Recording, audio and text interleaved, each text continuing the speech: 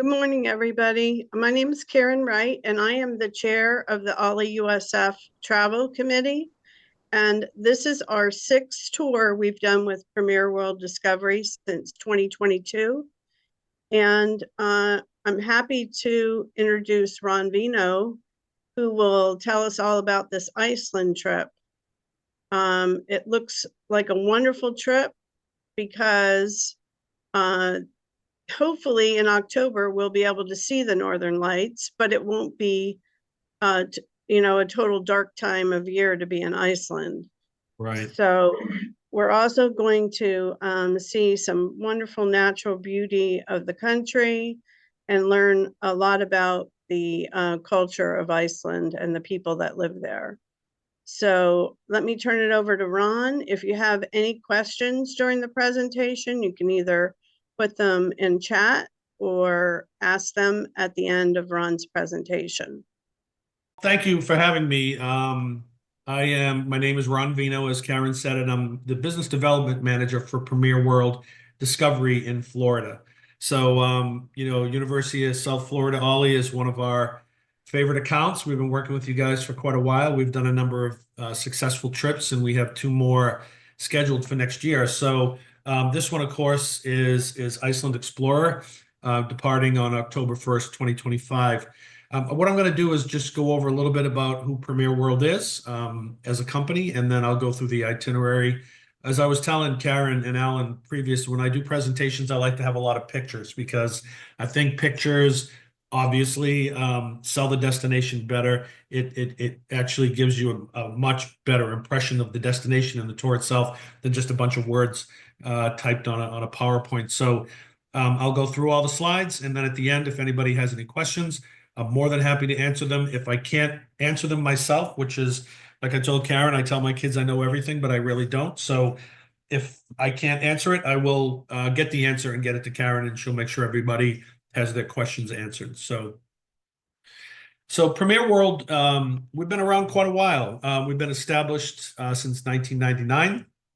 And interesting kind of factoid, the 3 gentlemen that founded Premier World back in 1999 originally worked for another company called Collect Vacations, which you may have heard of or not, but they're another group travel tour operator, and they left and they started their own company. They're based in Redondo Beach, California.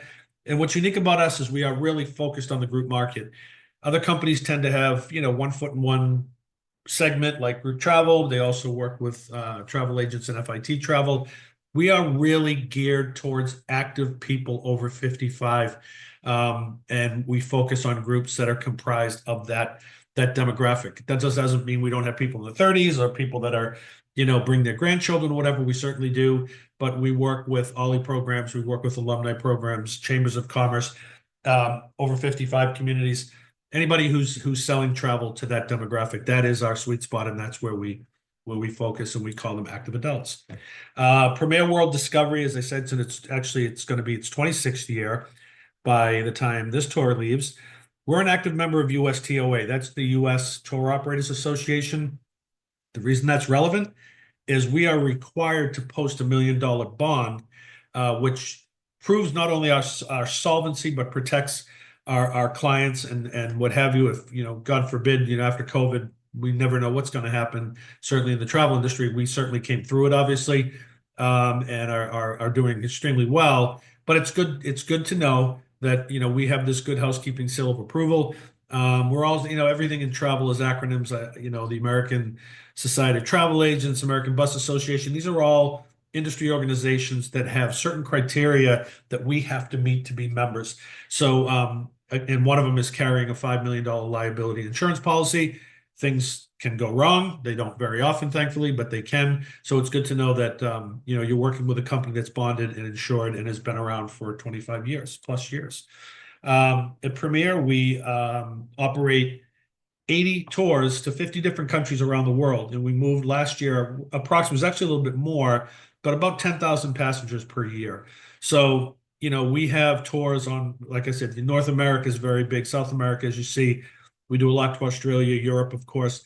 The only place we don't send clients currently is Antarctica, and I don't know if that's going to happen anytime soon. I've been there many years ago. Great destination, but not really for the group travel market, but again, if there's anything you're interested in, you could always let Karen know. We do have a really full palette of tours that we operate around the world. This is our team. So on the left, you're looking at kind of the founders are there, of course, the inside sales team. So every business development management team. So there's 5 of us. We have an inside salesperson that we deal with. Karen may know Internet.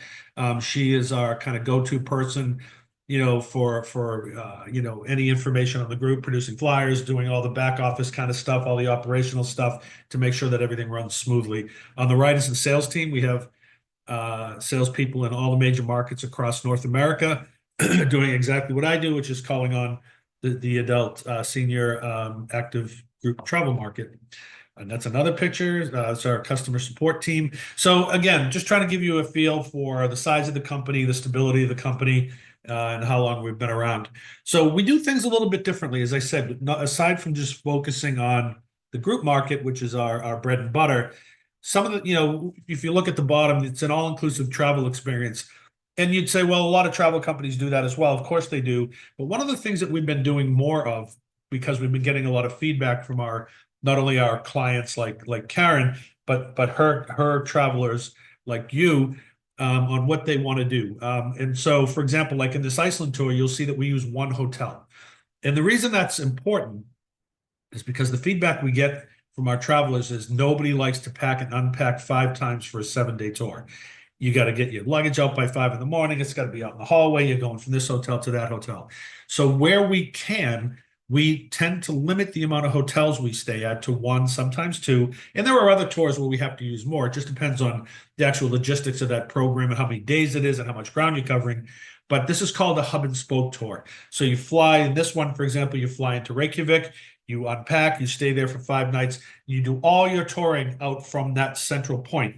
So it's one of the reasons that river cruising has become so popular, right? Is because you get on the cruise ship, you unpack, you stay there, you don't have to keep packing and unpacking and moving all your stuff. And that's that concept that we've applied to the land program side. So this particular tour, it's round trip Reykjavik. We use multiple airlines, but of course everybody will get there at the same time so that we can get you on the bus and get the transfer going and get the tour started. So here's the itinerary. One of the things you're going to have to bear with me on is the Icelandic language and trying my best to pronounce some of these places. It's amazing that Icelandic is actually almost the exact same language that the Vikings spoke. So it hasn't changed. Swedish has changed, Danish has changed, Norwegian has. They're all kind of mutually understandable to a point, kind of like, say, my family, like, Sicilian and Italian, they're different. There's different dialects, but they're understandable to a point. Icelandic is really pure, almost pure Viking. So that's the language that they spoke. So the reason I bring that up is you could take a look at some of these, the names of some of these places, and it's not like saying, Jamestown or, Boston, where I'm from. It's a difficult pronounce, but I'll do my best. So as I said, we fly into Reykjavik. We do 5 nights in one hotel. Our main hotel is the Grand Hotel Reykjavik, which I will show you pictures. I'll show you pictures of all the hotels. There are times when we have overflow when we might use the Hotel Marina or the Foss Hotel. I'll show you pictures. They're all of the same standard. They're in basically the same locations, which are very central in Reykjavik. So I'll show you some pictures of the hotels themselves, just to give you some comfort that we're using very, very good accommodation of a high standard. This program includes 8 meals, breakfast every day, 1 lunch and 2 dinners.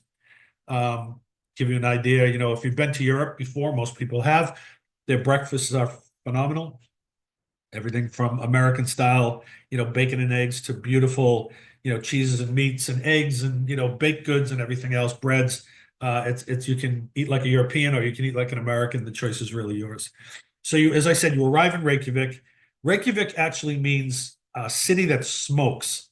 And they don't mean cigarettes and they don't mean cigars. They're talking about the geothermal activity that is so present across all of Iceland. So when the first people arrived, the first settlers arrived, the Vikings, they noticed what they thought was smoke coming out of the ground. It was more than likely steam, but to them it was smoke. So Reykjavik is the city or settlement that smokes. You'll meet your professional tour director at the airport. So as you arrive into Reykjavik, you go down, go through customs and immigration, you go down to your baggage will be claimed there. You'll meet them right there at the baggage claim, and they'll be with you from that point to when they drop you back off at the airport. You'll be escorted by what we call a professional tour director through the entire tour. And that's important because that really adds to the value of this tour, because they're going to be able to translate everything for you from what you're seeing into experiences.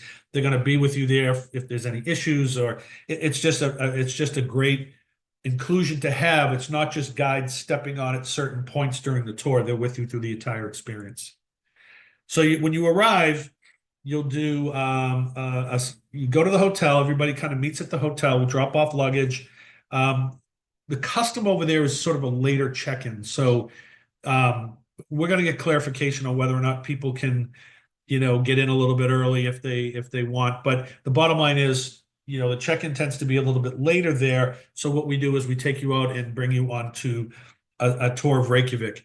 This is, aside from the city tour itself, it's great. Karen and I were talking earlier. One of the things to do when you're traveling east is you really want to reset your internal clock. So, it's not a great idea. This is just my opinion, but to get to a destination, go to bed, wake up at 4 PM, you never get your internal clock reset. So you keep yourself up, you experience everything, you go to bed at a normal time. By the next morning, you're feeling like you're in the right time zone. So we'll do a tour of Reykjavik.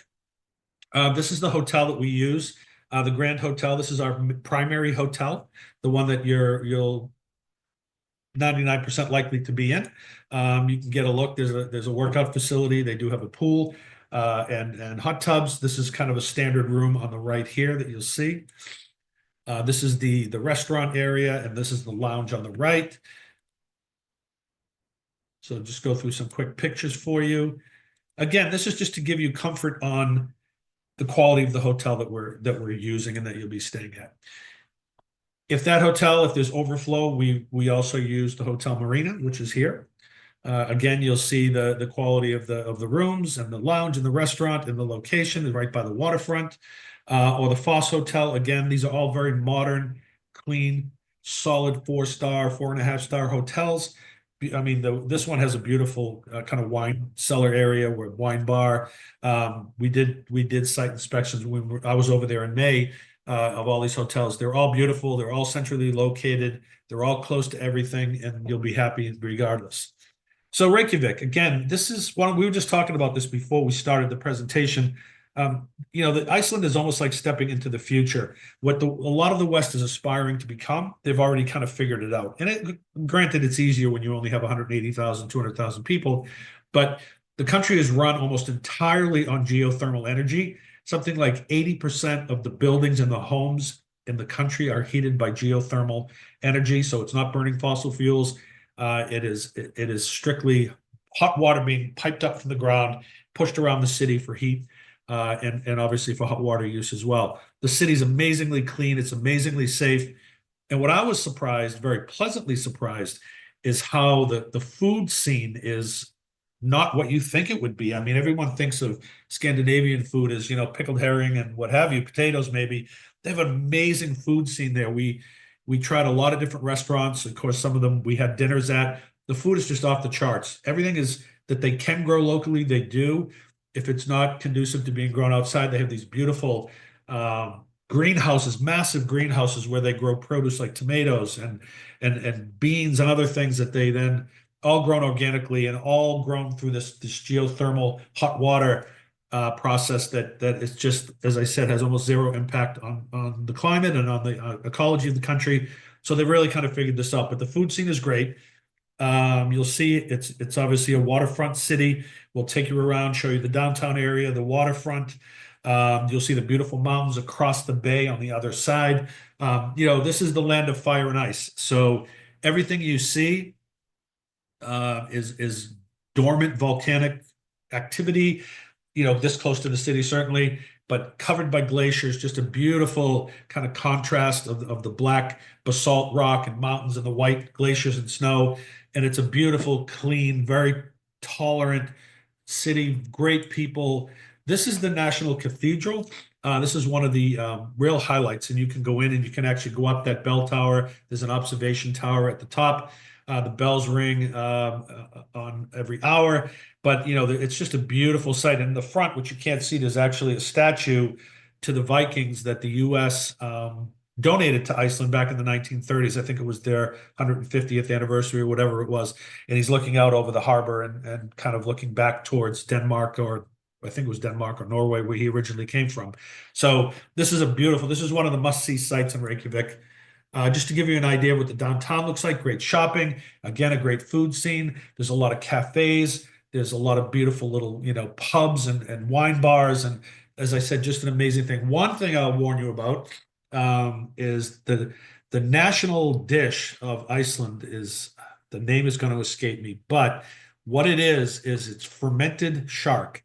And it used to be a staple, right? Back in the day when, they didn't have geothermal greenhouses and people had to eat what they had to eat to survive. One of the most common fish in the waters around Iceland are called Greenland sharks. The problem is the meat is toxic.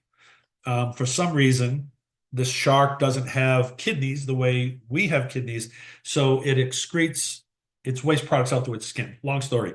But anyways, so the meat is full of ammonia and it can't be eaten unless it's fermented. So what they used to do, and they still do, is they fillet the shark, they hang the meat out till it dries, and then they bury it in the ground, and it presses all the liquid out of it. So when it's all done, it takes like 6 months for this process to complete. You have what looks like beautiful white fish. Just giving you my opinion, it doesn't taste like beautiful white fish. But it's an experience, right? So it's cultural. Today, it's used mostly, at holidays. People will have it out there. Old timers love to experience it, and I recommend you give it a try just to say that it's called harkel. There you go, Harkl, harkel, and it's served in little tiny cubes, so you're not getting a big mouthful. And they usually give it to you, and you have to do a shot of their local clear alcohol afterwards, or you can drink coffee if you don't drink alcohol to kind of cleanse your palate, to put it nicely. But it's a cultural thing. It's worth trying. It's served everywhere, and it's kind of a fun thing to do as a challenge, and say that you tried Harkle. Again, you see that beautiful rainbow. Karen mentioned the Northern Lights. At this time of year, they should be visible. Of course, it's not something that anybody can promise, but there are optional tours that you can take, and we can discuss that in a little bit, but that will take you a little further north. It's very late at night. It leaves the hotel at like midnight. You get up there at like 2 in the morning. So it's not necessarily a great thing to do when you have a busy itinerary, but you should be able to see the Northern Lights in October. Again, no guarantees, but you should be able to. We'll stop at the National Museum of Iceland. This is an amazing experience. They take you, not only are there beautiful exhibits, which I'll show, this is the outside, of course. There's beautiful exhibits on the Viking history and heritage, how it came to be settled, how it came to grow, the introduction of Christianity, all the way through. It's not a religious experience, but it's, they talk about the milestones in the development of the country. There's also kind of like an IMAX theater experience where you sit in these chairs kind of in there's a big screen in front of you, and it feels like you're on a helicopter and you're flying through over the volcanoes and through the valleys, and it's just a great experience. So this is included in the tour as well. You'll see these are some of the typical Icelandic vessels. These are not Viking ships, but these would be more sailing ships, fishing vessels. The way that they used to live, some of the more traditional housing and their implements and things, pictures, famous people, religious artifacts, as Christianity was introduced into the country. And then we have the welcome dinner at night. Again, you'll be very, very pleasantly surprised at the quality of the food and the diversity of the food. It's more than what you think it is. I'll just leave it at that. So on day 3, we do what's called the Golden Circle Tour. This is 3 major attractions, but there's more. And we'll drive through. You can see it's kind of a ring here out of Reykjavik and back. The first place we go to is Thingvellir National Park. What's exciting about this is people don't realize that kind of the European and the North American tectonic plates meet across Iceland. So they go right through Iceland. So you can literally walk to technically two continents because I'll show you the pictures. You can see how it's actually splitting apart, almost like the Great Rift Valley in Africa, where the continent, the plates are pulling. Same thing is happening here. So you can be on this side and be in North America, and you can be in this side and be in Europe. So you'll see how this is old volcanic activity here. That you'll still see the geothermal, steam coming up and what have you, but there's not any volcanic activity happening here. Now you can see this is very old basalt deposits that have been around for probably millions of years. But you'll see that there's this split going through, and that is like on the left of this picture would be North America, and on the right-hand side would actually be Europe. Iceland's technically in Europe. I'm not saying that Iceland's a North American country, but from a geological perspective, this is the reality. So it's just kind of cool to see it. You'll see that there is still some people living in the area that have been there for hundreds and hundreds of years. But this is a national park dedicated to the two meeting of the two continents. There's also some beautiful waterfalls. There's a lot of waterfalls in Iceland, and I'll show you some more pictures. There's some that are much more amazing than this, but this gives you an idea of kind of the geology of the area and what it looks like. You see the layers of rock and the beautiful rivers coming down from melted glaciers that then, you can see that's glacial water. You can see by the color of it and how the waterfalls are just amazing. You'll see beautiful rainbows, and of course you might get a little wet if you get too close, but that's part of the experience as well. So Gullfoss waterfalls is the largest that we'll see on this tour. This was going to actually, you'll see the pictures here. Back in like the 1920s, they were going to dam this for what do they call it? Hydroelectric power, which is a shame. This is a beautiful unspoiled area. You might see the odd house here and there, but it's basically the way it's been for millions of years. And they were going to dam it for hydroelectric power. The family that owned it wasn't able to raise the funding. It was going to have to come mainly from the United States at the time, or Great Britain. They weren't able to raise the money, so they sold the falls and the land around it to the Icelandic government, and it became a preserved spot. So it is completely untouched. It is not dammed. It's a wild river, and it's just amazingly beautiful. So here we go with my pronunciation here, the Hakadalur Valley. This is where you're going to see a lot of geothermal activity. It's really, really exciting. You can see the quote unquote smoke coming out of the ground, which is obviously steam. But this is where you see like bubbling. It's almost like Yellowstone in a way. You'll see the mud pots, the bubbling mud pots, and you'll see geysers as well. And this is it's called Skagafoss. You'll see this boiling water, right? And then you go further up in the geysers, mud pots and boiling water, and then you go further up, and it's called Stroker Geyser. I'm sorry, so Stroker Geyser, which is the largest geyser in the area, and it's very regular, just like Old Faithful. But this one's faster. It's like every 90 seconds it erupts. So you'll see it start to bubble, and then it'll shoot up in the air. Of course, everybody's at a safe distance off to the side, but it's just an amazing geyser. So you will actually experience this. And I wanted to show, these are pictures, little videos that I took, okay, when I was there in May. I thought you might enjoy seeing what it looks like when it goes off. And there's one.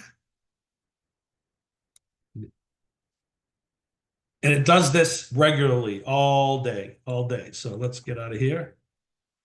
So then from there, we'll take you from the geyser. And the people that live in this area and have lived in this area for millennia, they actually use the geothermal heat in the ground. Like you can see how hot the soil is. It's not burning hot like it's going to burn your hands, but it's very hot. I mean, it's probably 150 degrees. I don't know, but it's hot enough that they actually can cook and that's the traditional style. They make this delicious, amazing rye bread by cooking it in the ground. So they mix up, of course, the dough and everything else, and then they put it in these metal pots, and they bury the pots in the ground, and they leave them there overnight. And then the next day they come out, they dig them up, and they still do this. They still live this way. They take them out, and you have this beautiful loaf of rye bread, which they then bring into the visitor center, and they have butter and things. You can try it. It's a great experience, and it shows you how you can see the bread there. It just shows you some of the traditional cooking and lifestyles of Iceland that go back literally over 1,000 years, how they utilize the geothermal heat to cook. There's the bread again. It's called hot spring bread. And again, it's covered, it's in a metal pot, so it's not like they're burying the bread itself in the dirt. But you see it smells, the outside smells very sulfury because of all this geothermal activity going on in the ground. And you try this unbelievable bread. They used to cook all their food that way, but now they don't so much, but they do still make the bread that way. Day 4, you'll have a day at leisure in Reykjavik. Again, there's so much to do in the city. It's the largest city in Iceland, of course. It's the capital. It's a waterfront city, so there's so much to do. It feels very outsized for a city that's only 180,000, 200,000 people. It feels bigger. It doesn't look bigger. There's not a lot of big buildings and things like that, but there's so much to do. There's so many great restaurants, so many great cafes. Like I said before, pubs. You can walk around the waterfront. There's great shopping. A lot of people like to buy like Icelandic sweaters and wool goods and things like that. It's just an amazing place. It's completely safe. It's unbelievably clean. The views are just awesome. You can walk down around the water and go around the harbor and walk and take in those sights. Sometimes you'll even see whales right there. The water's clean. The whales sometimes come into the harbor. Again, no guarantees that anybody's going to see whales, but it's possible. But the thing I liked about it is the people are so friendly. They all speak English. I say all, most. They learn it in school from the time they're children. They do speak Icelandic still. It's their primary language, but their language skills, like most Scandinavians, are very, very, very, very good. So you'll never have any language barrier. The hotels that we're staying in are within walking distance. You can get downtown. If you don't want to walk, you can take Uber. They have Uber. They have cabs. It's very easy to get downtown. It's completely safe. I mean, it's incredible. So I think you'd really enjoy spending a day. There is an optional whale watching tour where you can book that. It's an additional cost, right, Karen? But you can take that and go out and do some whale watching. That's Reykjavik. You can see kind of in the distance there. So it's not that far off the coast where you can actually see a lot of whale activity. So on day 5, we do the second big tour that makes Iceland famous, which is the South Coast Tour. The reason I have this picture in here is you kind of see this everywhere. It's called Icelandic moss, and the reason it's so cool to see is because this is relatively new volcanic flow. This would have been a lava flow maybe 1,000 years ago, which I guess is new in geologic terms. And what happens is, they always say life finds a way. As the lava cools down, the moss comes in and breaks down that rock and turns it into very fertile soil. This takes a long time, right? But that's the process. So you'll see a lot of these beautiful green fields that look very lumpy and almost like moonscape-like, because these would have been ancient lava flows that now are being colonized by various plant forms that will then break it down, and then of course it will become more and more over time. So you'll see a lot of this here. Again, you'll see a lot of these beautiful waterfalls, and all these rivers are glacial fed. So the glaciers in the center of the country and further up north are it's a normal process. And as the water kind of melts, it runs down and forms these beautiful rivers and these beautiful waterfalls. So we'll stop at it's called the Skogar Folk Museum. This is to show you and kind of teach you a little bit about traditional Icelandic lifestyles, how they lived for centuries. Probably some of the most ingenious people on the planet living in what was a very inhospitable place. Right now it's a nirvana, but if you go back 700 years, 500 years, very harsh climate, a lot of, as we said, like kind of geothermal activity going on, but the people, as they say, found a way. They built this is a traditional Icelandic home, and you notice it has a turf roof, which keeps it cool in the summer and it keeps it hot in the winter. And they use just a very small stove, and it keeps it heated. And this would have been, you can go in and you can actually see how they used to live. This would have been, this was a little village, and you can see how it blends in perfectly with the landscape. That wasn't their intent at the time. It was, they just wanted to insulate their homes, but you can see how it blends in beautifully and really doesn't disturb the natural beauty around them. There's a church there. Christianity came in, I think, if I'm not mistaken, about 1,000 years ago. Most of them practice kind of like a Lutheran what do we say? It's Protestantism, I guess, same as most Scandinavians. So you can go in and just see like what a traditional village looked like. There's a folk museum. Again, this is aside from the little village, there's an actual museum where you can go in. You can see how these people lived, their implements they used, some of the fishing boats. There's real artifacts. This is a real boat that's several hundred years old, but there's all the different pictures and implements and how they lived their lives and how they managed to survive in such a harsh climate. We'll stop at what's called Skirgafoss, which is the highest waterfall in Iceland, and this again is also spring fed. And you'll see you can really, there's hiking trails, so you can get as close as you want. You can actually get right in and get as wet as you want to get. But you know, some people go right up to the falls. There's also hiking trails that'll take you right to the top. So you can stand right at the edge of the falls and look down. And it's just, they're absolutely stunning. And there's always these waterfalls because the water spray is going up. You take fantastic pictures. These are just very typical. This isn't, you know, sometimes you say, well, that's a one in a million shot. You know, you're using it for, you know, your presentation. This is all day, every day. So you'll get some of these most amazing photographs. It doesn't even look like water coming down. It almost looks like gray hair or something, like just beautiful waterfall. We'll stop in the Reykjanes Peninsula. Again, this is to really experience real geothermic activity that's kind of ongoing. So you'll see a lot of these barren landscapes that almost look moon-like. You'll see the layers here. This looks like the Cliffs of Moher in Ireland almost, but you see the beautiful you know, layers, and this is all volcanic activity over time that has built up, you know, this layers of that have now become cliffs as the ocean has wandered away. But again, it's the landscapes, it's the vistas, it's the panoramas. It's just stunning. I mean, you take a look. I mean, you see this. It almost looks like, you know, the Icelandic people. I don't know if this is what they say or if it's what they truly believe, but they believe in elves. They have this whole culture around elves, and if you, even the most educated, you know, bright young person in Iceland will say, yes, I absolutely believe that there are elves. They'll tell you that. Whether they really believe it or not, I don't know. But this is the kind of landscape where they supposedly live, right? Where there's a lot of mist in the water and a lot of greenery around, and cliffs and little places to hide. So they believe it. It's part of their cultural folklore. So again, it's not like a Bigfoot thing where, you know, some people think they see Bigfoot. This is kind of really throughout the whole culture where they really believe or say they believe that there are elves, and it's just kind of a fun thing to talk to them about. But you'll see this geothermal activity, and you can hike through it.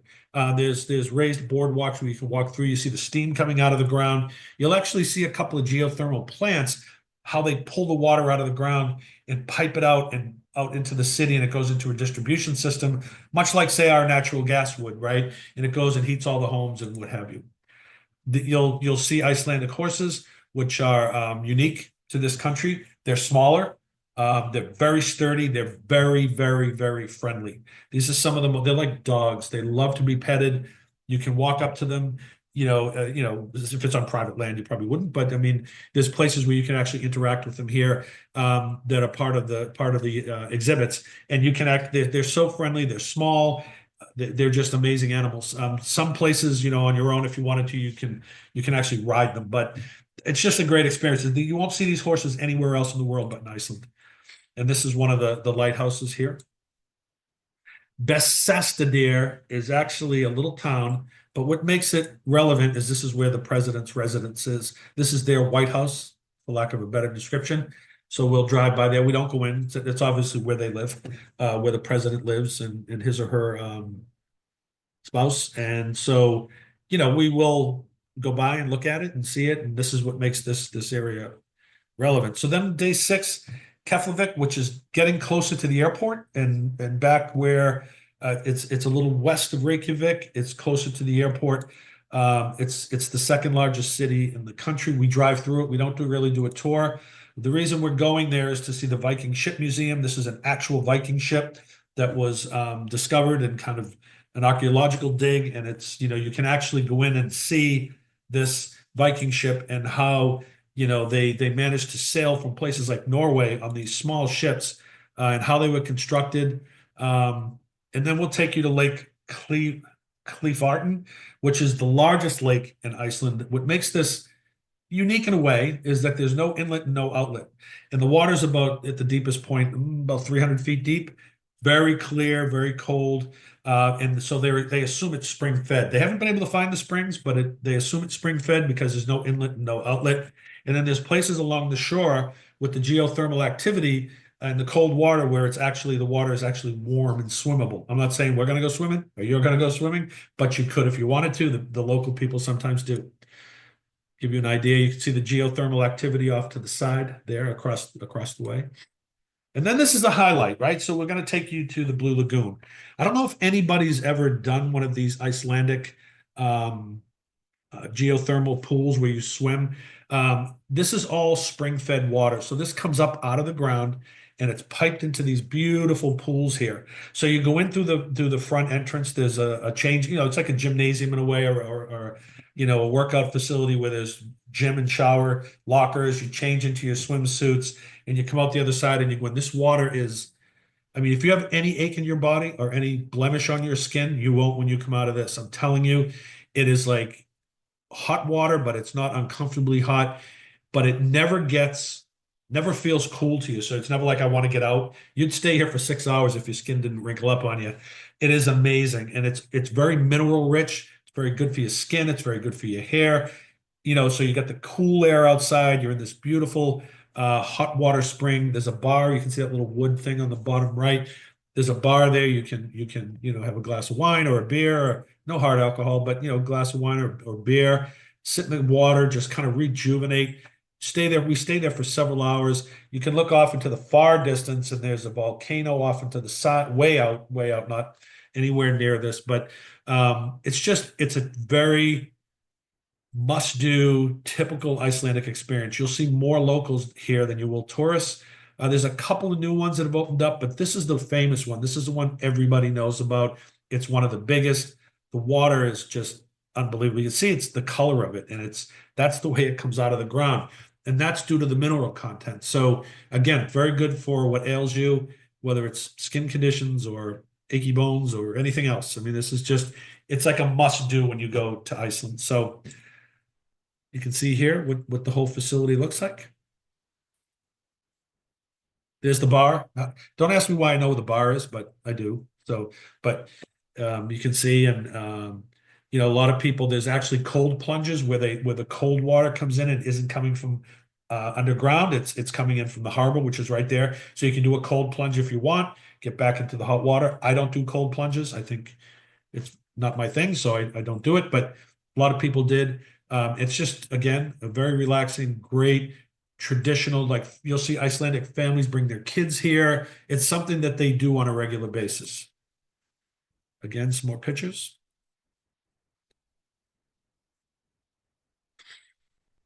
Beautiful sunset. And then we have our farewell dinner on night 6. We had ours at this beautiful waterfront restaurant downtown.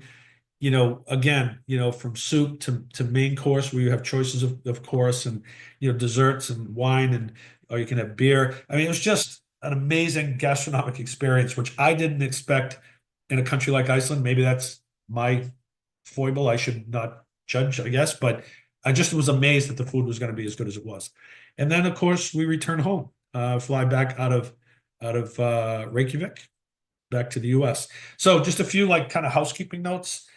You got to have a passport, right? I'm sure everybody knows that. You're not unsophisticated travelers. So, but you have to have a passport. You won't even get on the plane in the States if you don't. But there's no visa requirements, but your passport does have to be valid for up to 6 months beyond the travel date. So if you're getting home on October 8th, you want to make sure you've got 6 months validity.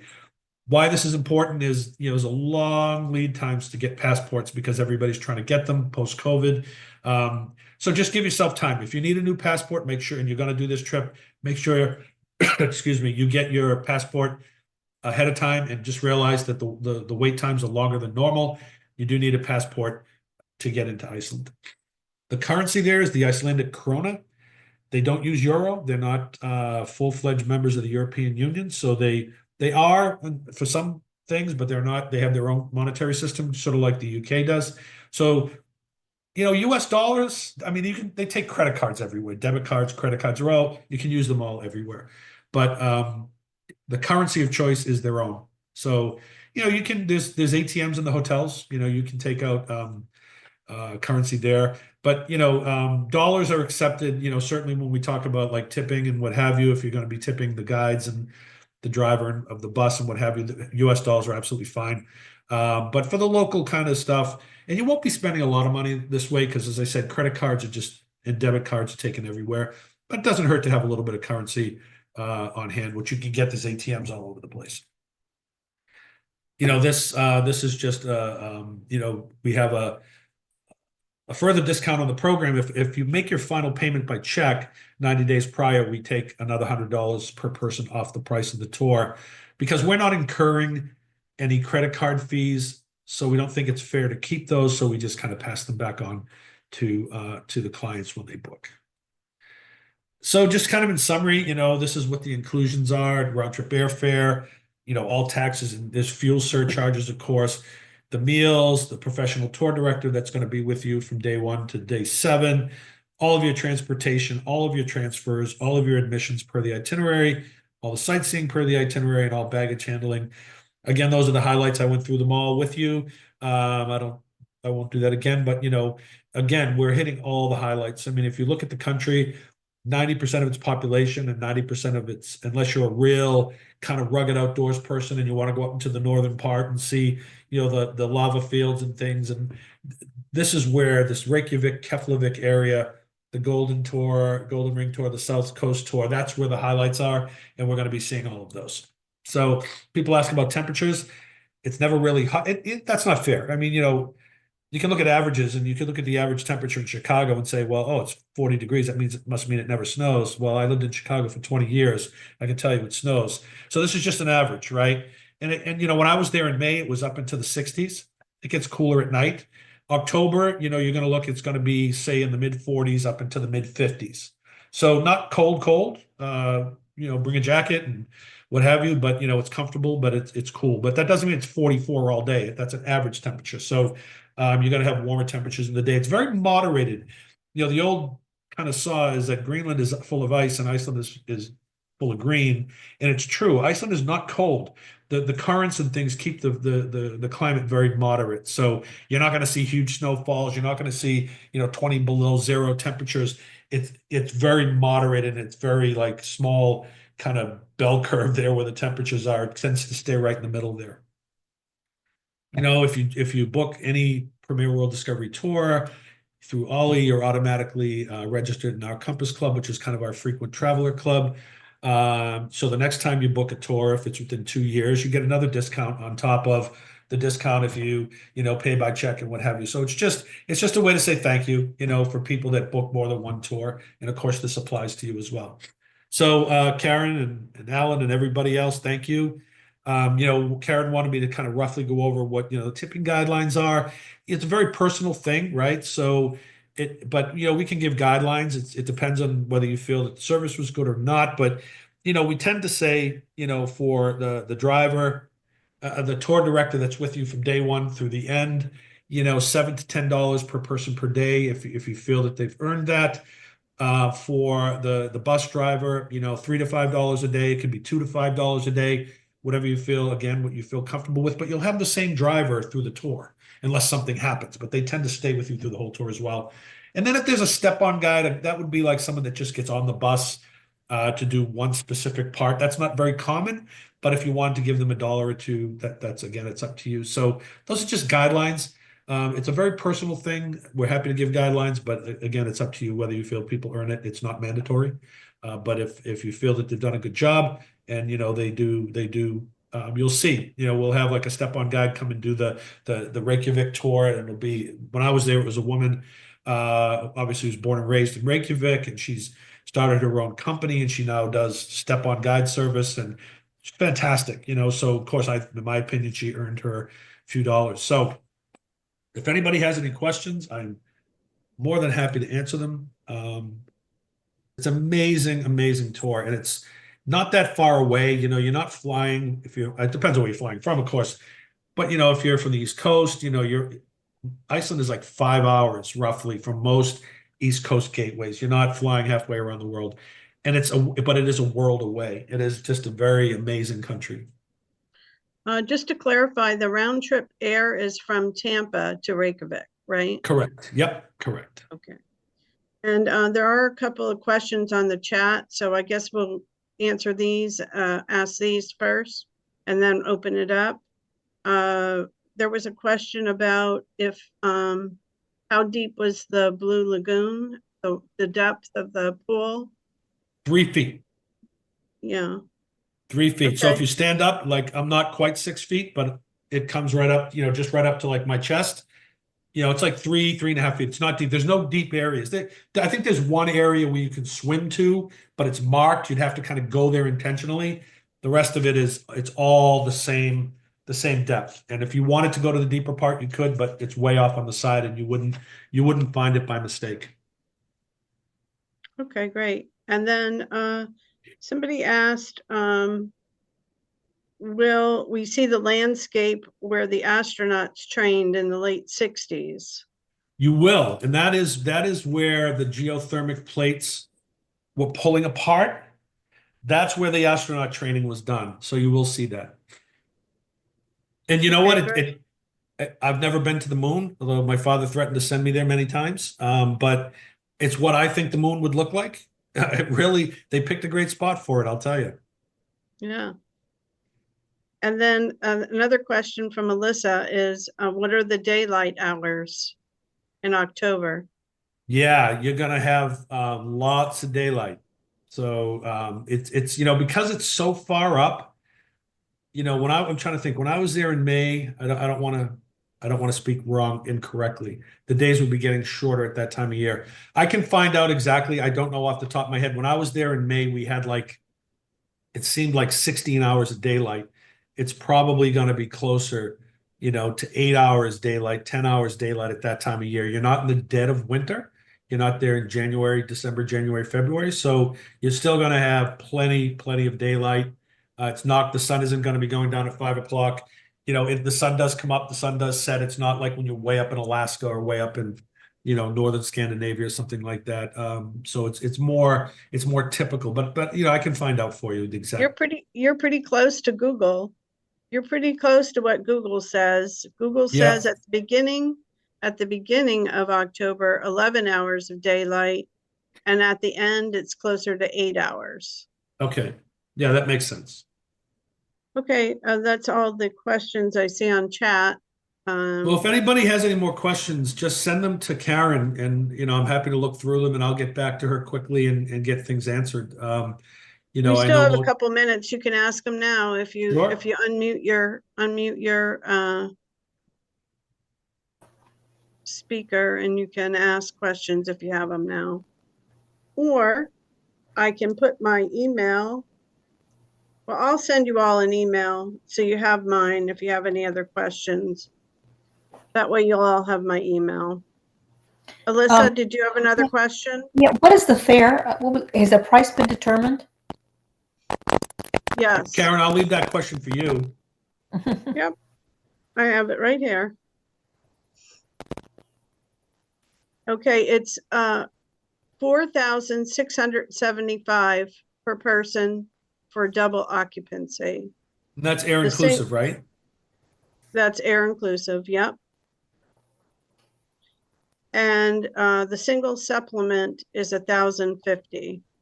So also, if there's any single people that wouldn't mind sharing a room with somebody, I sometimes, can arrange that with the, if people just send me an email and say they're single and they wouldn't mind sharing a room, then I can try to find somebody else that's in the same position. All right, well, what I'll do is I will send everybody an email after this call and give you the link to the OLLI-USF website, my email and contact information, and a copy of the flyer. Okay, are there any other questions? Okay, if not, then we'll go ahead and end the call, and thank you everybody for joining. I hope Thank you, you learned everybody. a lot about this tour.